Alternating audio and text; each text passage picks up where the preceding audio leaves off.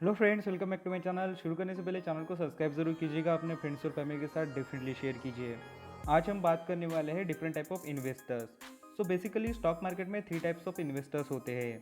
RIIs, retail individual investors, NIIs, non institutional investors, QIBs, qualified institutional Bidder's. इसी का एक सब टाइप होता है एंकर इन्वेस्टर्स, जिसे हम अभी डिटेल में समझ लेते हैं। बात कर लेते हैं रिटेल इन्वेस्टर्स के बारे में।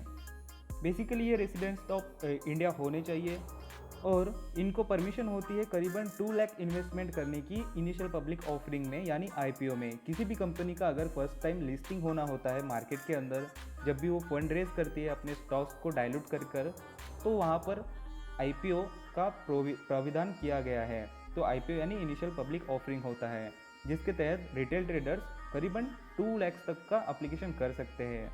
रिटेल ट्रेडर्स यानी छोटे निवेशक जैसे मैं और आप, जो कि अपने पर्सनल अकाउंट के लिए ट्रेडिंग करते हैं, buying and selling. Non institutional bidders, जिसके तहत काफ़ी सारे eligible NRIs, companies, corporate bodies, scientific institutions, societies and trust आ सकते हैं। ये डायरेक्टली रजिस्टर्ड नहीं होते हैं सेबी के साथ। इनका कामकाज कुछ ब्रोकर के लोगों के साथ चलता है, जो ब्रोकर लोग सीधे स्टॉक एक्सचेंज एंड सेबी से रिलेटेड या कनेक्टेड रजिस्टर्डली होते हैं। अप्रॉक्सीमेटली 15% तक का ऑफर इनके लिए रिजर्व रखा जाता है, जिसकी की एक कैटेगरी है HNIs एक ऐसी स्पेशल कैटेगरी है जिनकी नेटवर्थ थोड़ी ज़्यादा होती है, इसीलिए इनको हाई नेटवर्थ इंडिविजुअल्स के ग्रुप में कैटेगराइज किया गया है। ये लोगों को करीबन 2 लाख से भी ज़्यादा तक का IPO एप्लीकेशन करने के लिए परमिशन रहती है। अब बात कर लेते हैं QIBs के बारे में। QIBs क्वालिफाइड इंस्टीट्यूशनल बीडर्स होते हैं, जिसमें कि public financial institutions, commercial banks, mutual funds, foreign portfolio investors, ये लोगों का समावेश होता है। सेबी का इनको रजिस्ट्रेशन करना अनिवार्य होता है। इसके सिवा ये लोग स्टॉक मार्केट में इन्वेस्टमेंट नहीं कर सकते हैं। जनरली 50% ऑफर का साइज इन ये कैटेगरी के लिए रिजर्व रखा गया है। QIBs जनरली रिप्रेजेंट करते हैं छोटे निवेशकों को या रिटेल ट्रेडर्स को।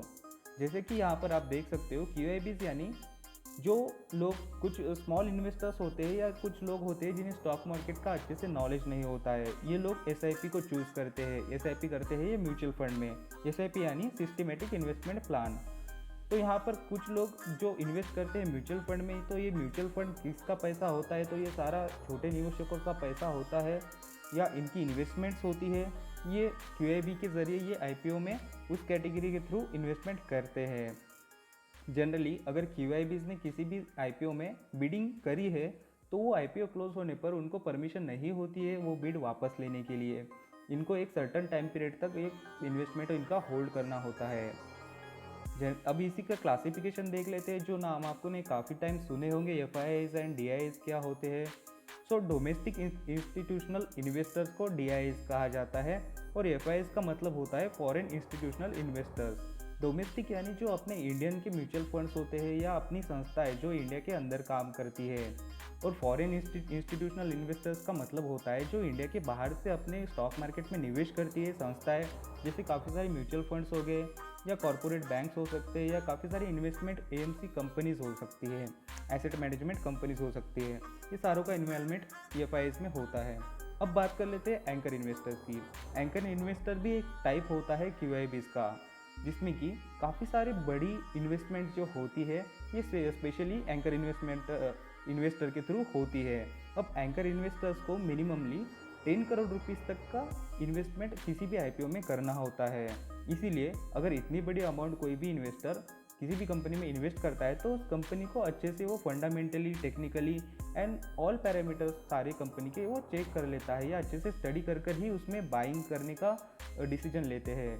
तो इसी वजह से एंकर इन्वेस्टर अगर किसी कंपनी में इंटरेस्ट दिखाते हैं तो वहाँ पर रिटेल इन्वेस्टर को एक कॉन्फिडेंस का बूस्ट मिलता है, ताकि अगर एंकर इन्वेस्टर इसमें इन्वेस्ट कर रहे हैं तो जनरली रिटेल ट्रेडर्स की ये सोच हो जाती है कि काफ़ी सारा स्टडी कर ही ये लोगों ने यहाँ पर पैसा इन्वेस्ट किया है।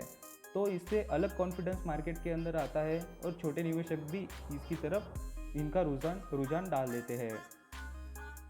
जनरली 60% तक का जो स्टेक होता है IPO में, ये इनके लिए रिजर्व रखा जाता है।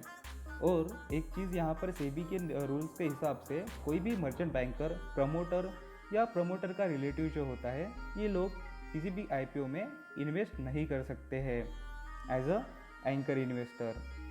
फ्रेंड्स, अगर आपको वीडियो पसंद आया गया होगा तो डेफिनेटली आप वीडियो को लाइक कीजिए, हमारे चैनल को सब्सक्राइब कीजिए। आने वाले कुछ दिनों में भी हम ऐसे छोटे छोटे वीडियोस आपके लिए बनाते रहेंगे, जिसमें कि छोटी छोटी चीज़ों में आपका नॉलेज थोड़ा थोड़ा बढ़ता चला जाएगा। धीरे धीरे कर कर एक एक टॉपिक से आप सारा शेयर मार्केट सीख लोगे। एक चीज़ कभी भी ध्यान में रख लेना, अगर आप कोई भी इंजीनियरिंग या डॉक्टर की डिग्री भी कर रहे हो तो आपको 4 to 5 ईयर्स लगते हैं उस डिग्री को कंप्लीट करने में। तो स्टॉक मार्केट का भी कुछ ऐसा ही है, ऐसा नहीं है कि आप 1-2 महीने में इसको देख लिया तो आप प्रॉफिट अर्न करना सीख जाओगे या पूरा स्टॉक मार्केट का नॉलेज आपको आ जाएगा। ट्रस्ट मी गाइज, मैं अभी भी स्टॉक मार्केट से काफ़ी चीज़ें सीख रहा हूँ, अभी भी मैंने कुछ नहीं सीखा है। आपको भी अभी काफ़ी ज़्यादा सीखना है। ये एटीट्यूड अगर मार्केट में रखते हो तो आप काफ़ी सारा नॉलेज इकट्ठा करोगे और प्रॉफिट तो डेफिनेटली आप अर्न करोगे ही। Thank you.